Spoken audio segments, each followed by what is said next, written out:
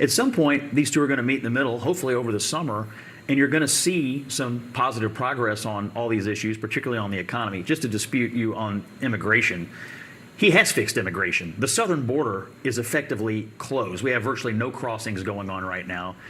It's fixed. I don't even know why they need a wall now. Nobody wants to come here because they know if you come here, you're going to get thrown out by the Trump administration. What's happening, everybody? Welcome back to The Common Thread, your shield against the nonstop spin of the mainstream media. And tonight, buckle in, because what went down on CNN's Newsnight with Abby Phillip wasn't just biased, it was practically satire. From the jump, Scott Jennings and Kevin O'Leary, yes, that Kevin O'Leary, stormed onto that panel like they were walking into a lecture hall full of toddlers. I'm not kidding. These guys came strapped with actual data, economic insight, historical context, while the rest of the panel showed up with buzzwords and bad attitudes. It was facts versus feelings, and feelings got bodied.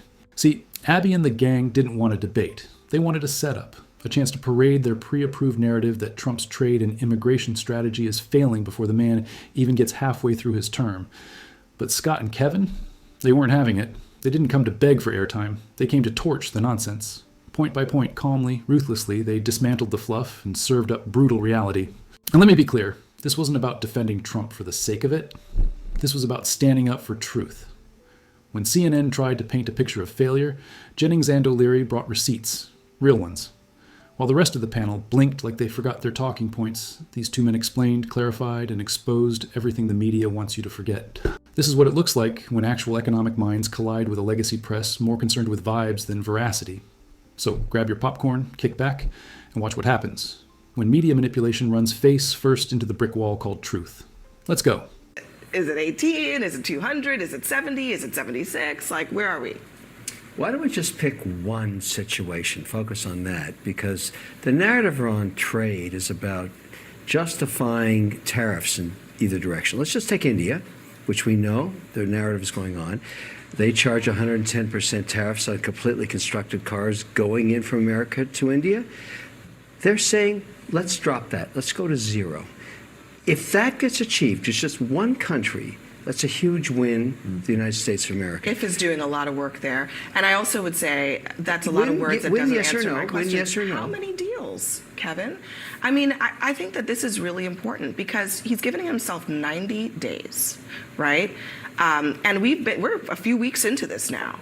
And there has not been, not even a one deal, not even a one deal in principle announced. So realistically, if it's as simple as that with India, why not paper it tomorrow? So there's actually 17 deals that matter. Think about this. A lot of these countries, important to talk about, they don't matter. EU, Britain, which is not part of the EU, Switzerland, okay, Canada, Mexico, India, that's 72% of the pie. I don't care about the rest. I care about Thailand because I have a business there. I got it.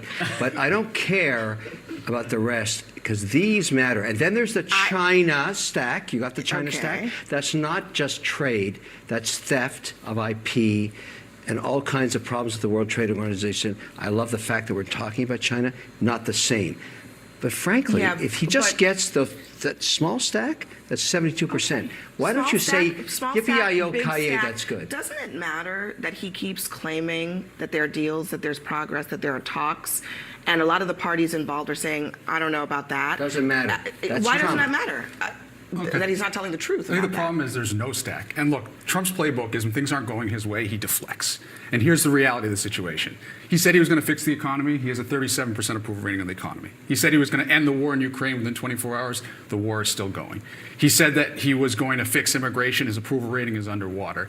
He says that he's going to fix tariffs and have great tariffs. He's got a 34% approval rating on this. So this is just his way of distracting from the truth, which is everything that he fought for, that was his greatest strengths, frankly, during the election, are now becoming his greatest weaknesses. How much longer, Scott, does Trump have to say a lot of words but not produce any results?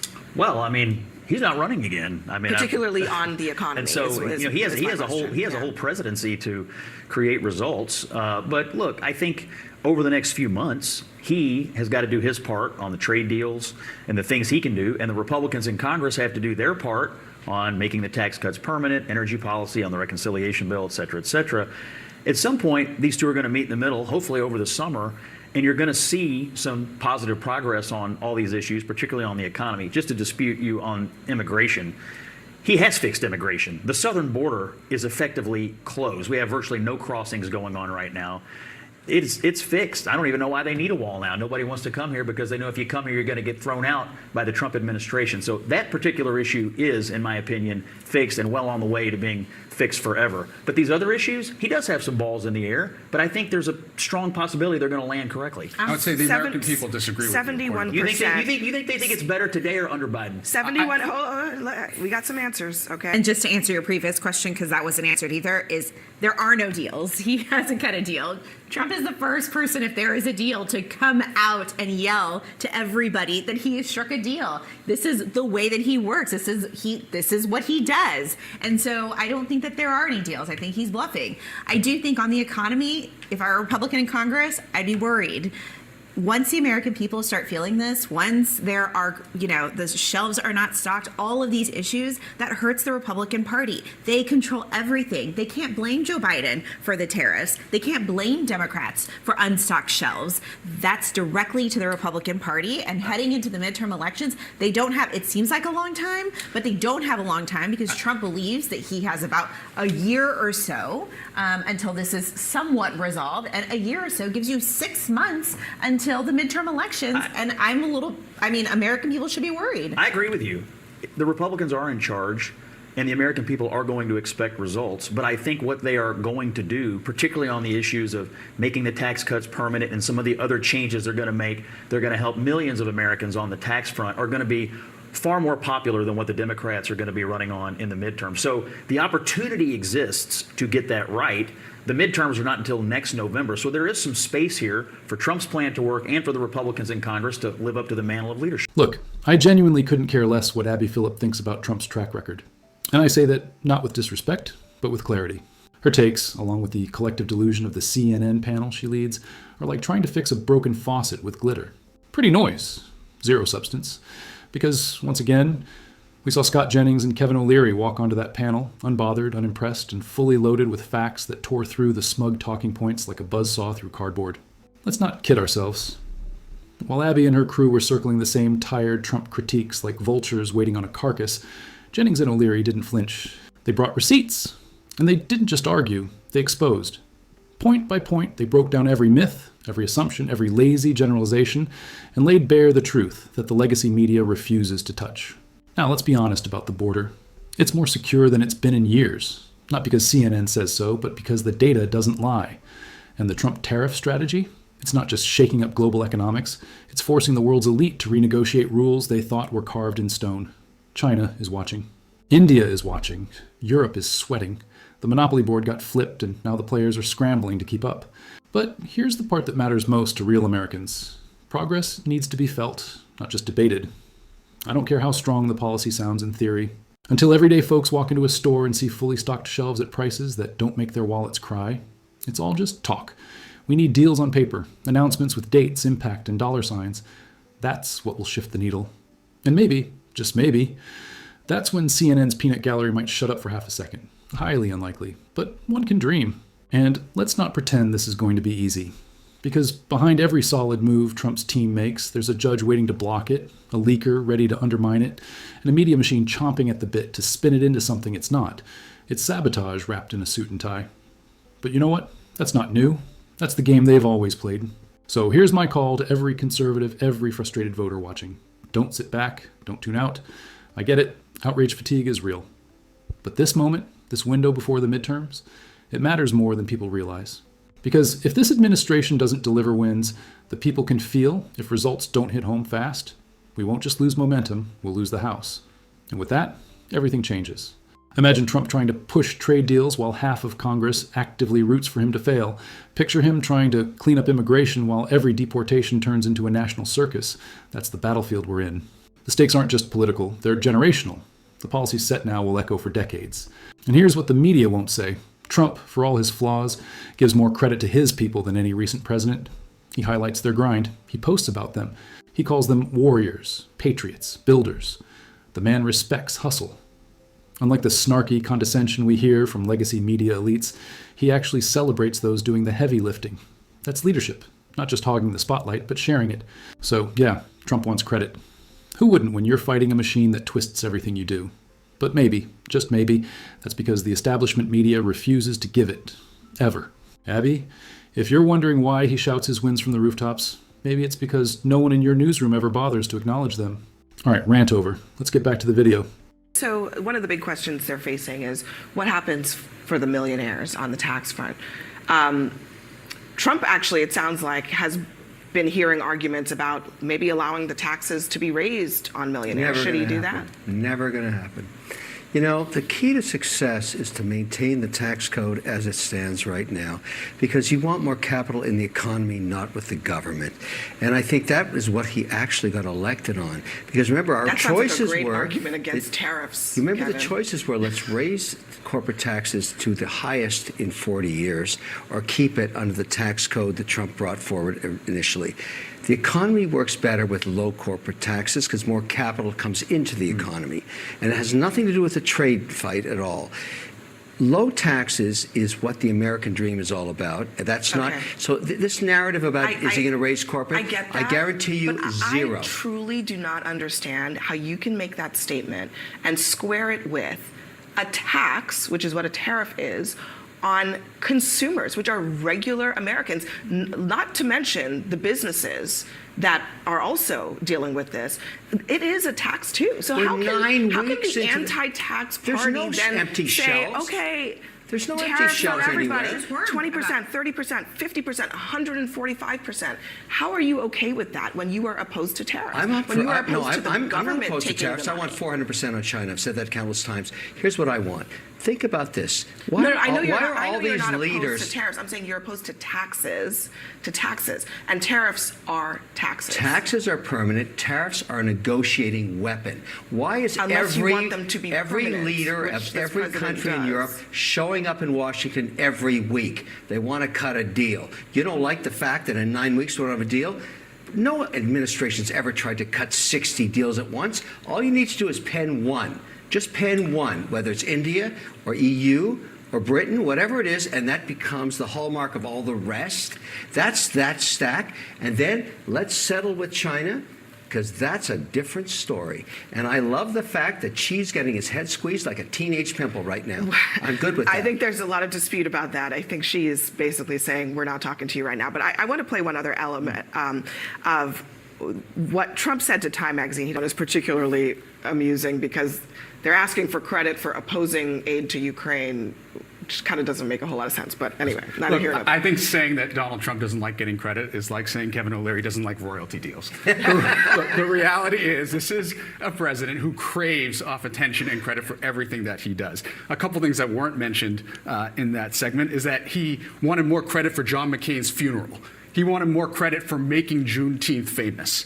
There is nothing that this man doesn't want credit Guys, for. has there ever been an American president that didn't want credit Then for why, everything then that why is he happened? denying that he wants credit? Every single president wants credit for the good things that happen. And a number of good things have happened when he was president the first time and when he's president right now. And he does deserve some credit for it. And he is constantly harangued and I think treated unfairly. And I think some of these issues that we're talking about tonight, whether it's the immigration case or whether it's cutting of the trade deals, he does deserve a little bit of credit for standing up to I just China wonder- and other issues. And so I think he's got a point. I just don't wonder think he's if getting there's some of ever the a credit he time when you deserves. think Trump is being treated fairly.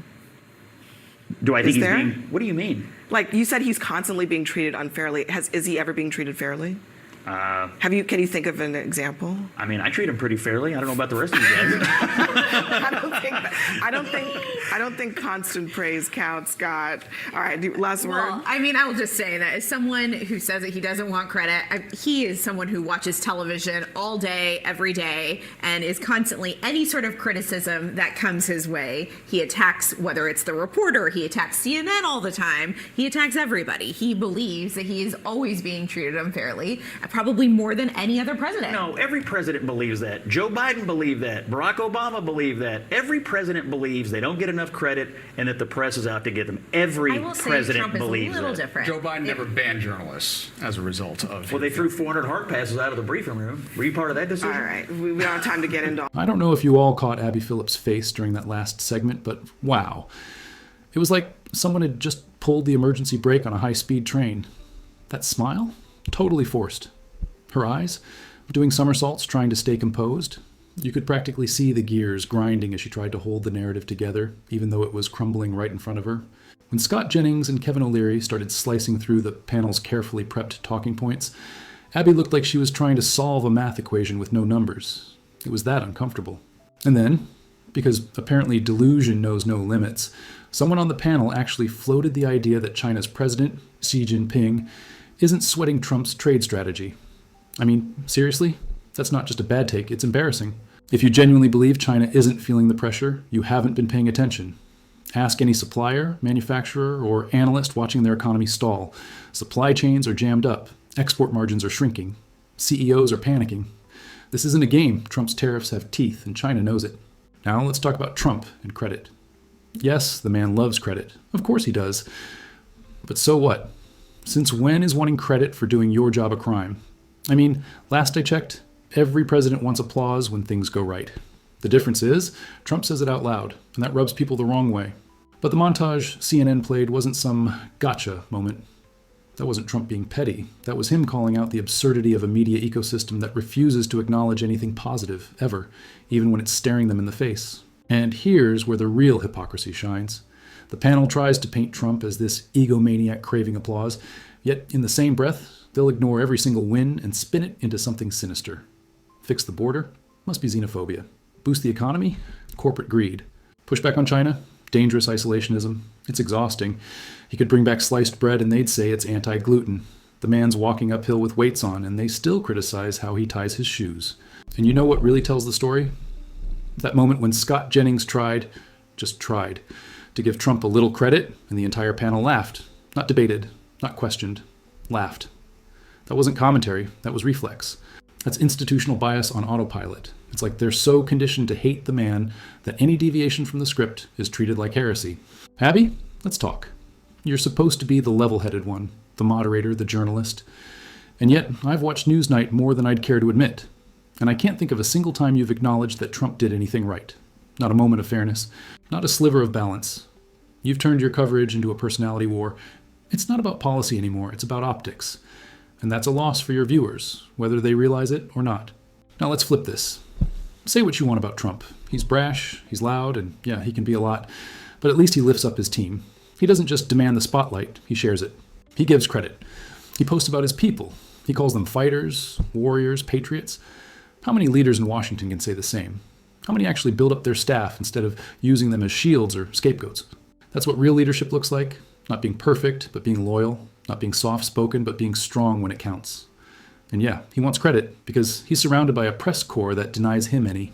And if you're wondering whether that kind of bias has an impact, just look at how little airtime his accomplishments get compared to his controversies. Look at the headlines. Look at the tone. It's not journalism, it's agenda maintenance. Let's get real. Until Americans see results in their bank accounts, it's all theory. That's fair. But when those results do start showing up, and they will the media be big enough to admit they were wrong?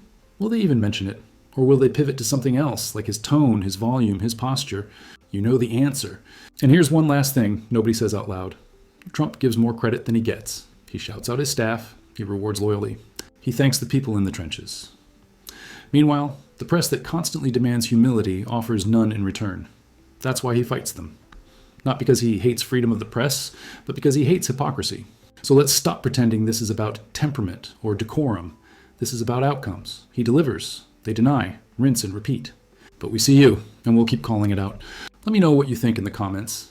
Did this panel really think they came out on top? Or did they just expose themselves all over again? Drop your thoughts below, and while you're at it, give this video a like and hit subscribe to the common thread. Because here, we don't parrot narratives, we shred them. Catch you in the next one.